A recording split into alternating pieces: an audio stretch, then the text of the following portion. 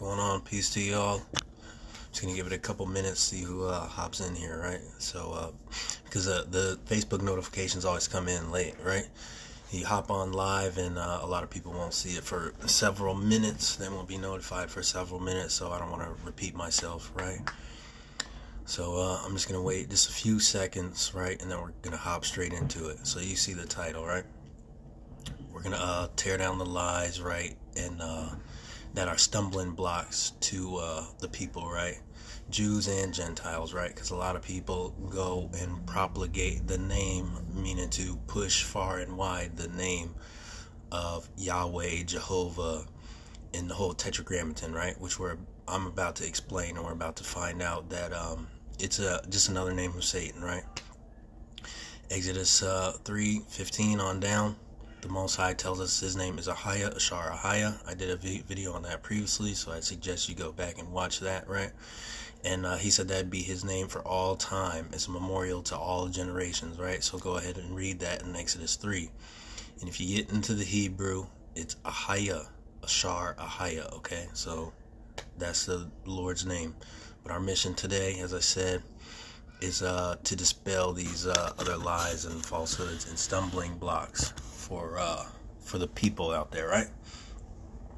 So with that being said, let's go ahead and get started, man, because people will come across it as the Most High wills. You know, they'll come across this video as the Most High wills, and I hope that you keep your ears open, your heart open, and just listen carefully to what I'm about to bring out, right? And I'm going to be concise so as to not waste too much time. I mean, there's plenty of information on this, and you got to do your own research, search your own heart, and you know, test all the spirits, right? But I just want to do this concisely because we could be here all day, right? But I sure don't have that kind of time, right? So okay, let's go ahead and get into it, right? So people use the name Jehovah or Jah, right? But where does that come from? And we're gonna find out here, okay? So this Bible that I have, or it's not a Bible. Hold up, let me flip the camera around. This is the Strong's Expanded Exhaustive Concordance of the Bible, right? So we're going to start here. And I already got a lot of this stuff marked off so that we could just get straight to it, right? So people will use Yah at 3050, right? It says it's a contraction for the word or the number 3068, mean Yah, the sacred name, Jah, Lord, most vehement, right? And remember this part right here, right? Most vehement. And let's look at a quick definition of vehement. Forceful, passionate, or intense manner with great feeling, right? Okay, forceful, passionate, intense, right? And okay, we understand that this word Yah is a contraction for what? 3068, which is Yahweh, right? Or Jehovah, or Jehovah, right? So it's a word that's broken down into parts. And that's only part of the word, right? Is Yah or Jah, right? And look, it says the self-existent or eternal Jewish national name of God, right? And remember that's key. The Jewish national name of God. That's not God's name. That's what they call their God, right? And it goes on to explain the tetragramaton further. But you got to understand, right, that the Jewish people or the Masoretes injected the words Lord, right? So it says here that Jehovah is another name for word, right? And in the original text, before the Masoretic Jewish people inserted certain words like Lord and God, which didn't exist in the original manuscripts, they inserted that name, Jehovah, right? So when you're calling on that name, or when you're using that name, as it says in the Strong's Concordance, that you're using the name of these people, right? It says it's the Jewish national God. So you're following their God. And look, I'm just keeping it real and just going to be frank, right? What God is that? I mean, they destroy and hinder, and they don't tell the truth. You know what I'm saying, about things, their heritage or what's going on, and they've came into their position and came into their land through usury, right, which is making governments in debt to them, and all manner of corrupt practices. So, look, don't take my word for it. Look how they got there, right? And it's only now that they're starting to say, oh yeah, we might not be the people. But anyways, look, that's the definition. Okay, it says the Jewish national name of God, right? And okay, we saw that it's a contraction. 3050 said it's contraction, right? So whoever just came in, you gotta you gotta hit the replay button after we're all done here, because I don't want to backtrack and repeat myself and everything. But look, it's a contraction, 3068. So let's break down the word Jehovah, right? Or Jehovah, or whatever it is, right? Because they don't even know. They're all mixed up and confused too on how to pronounce it amongst their circles, right? But it's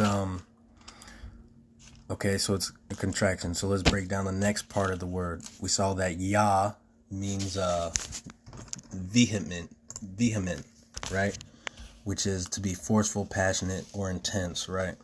So let's get to the Hova part, or the Hava part, which is in our Strong's Concordance, 1942 and 1943, right? So let's just flip there. Let's see if I still got it marked off. Yep, got it marked off. Let me flip this camera around. 1942, right? Okay, you see that? For those that can't read Hebrew, the first character is ha, va, ha, hava, right? Rushing upon or falling, desire also, calamity, wickedness, perverse thing, mischief, noisome, iniquity, substance, naughtiness, naughty, mischief, right? And it's also part of 1943, right? Another form of ruin or mischief, right? So when we combine these words, like we saw that it's a contraction, multiple words, and they tell you it means Lord, right? And that's how they snuck it into the Bible, right? But we come to see, right, to passionately or with an intense manner bring ruin, wickedness, perverseness, iniquity, and all manner of dark connotations, right? Just for a start, right? And let me show you a couple things. And like I said, you got to do some of this research on your own, and you can get in depth, and you can go for hours with this stuff, right? And I don't have that kind of time. I like to just be concise and give you all something to think about, meditate on, plant a seed, and you got to ask the Father yourself for some enlightenment here, right? Now this, and this is what I was saying earlier, right? It says this is what the Jewish people call God, right? So look, the Jewish people are in the Torah, right? I mean, not the Torah, excuse me, the Kabbalah. And this is out of the horse's mouth, right? This is in the Kabbalah, right? This is called the Tree of Life. Just a bunch of esoteric garbage, right? But look what we got here at the bottom of the tree.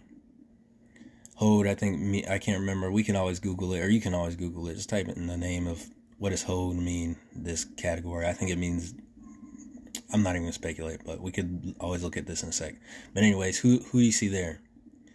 The tetragramaton, or Yahweh. Guess who's at the top? Guess who's controlling everything?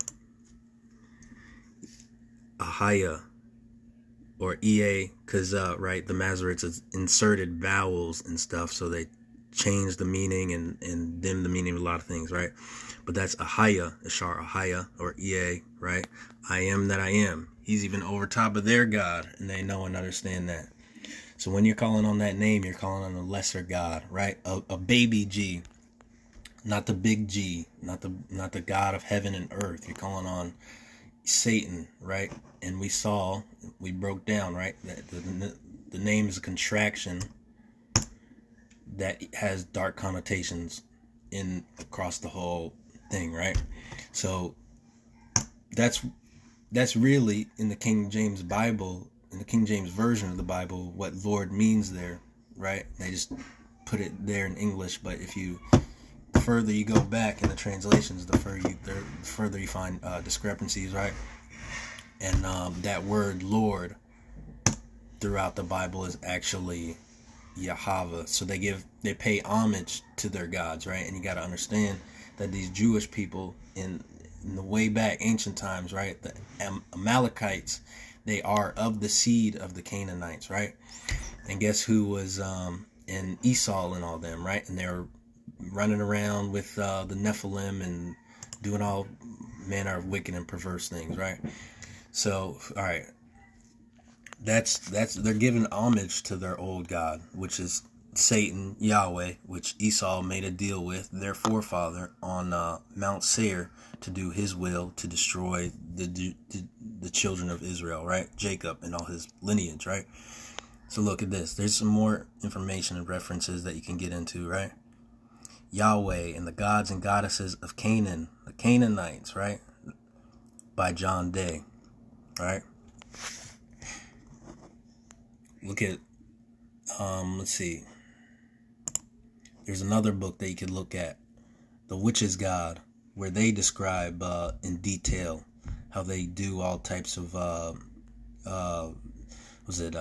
practices surrounding Yahweh and stuff, and how they love Halloween because that gives Yahweh power, right? So look, man, that's it. I didn't want to prolong this whole deal. I'm asking that you would go back and rewatch it if you missed anything, because I know that what's it called, Facebook delays the notification for lives, right? So go back, watch it, check it out, share it, right? And continue to do your own research. But all with the information's here, so just to be calling on random gods without any understanding is detrimental, right? The book says test all the spirits, right? So learn, study to show yourself approved unto the Most High, right? And his name is AHAYAH. So let's get it right, right?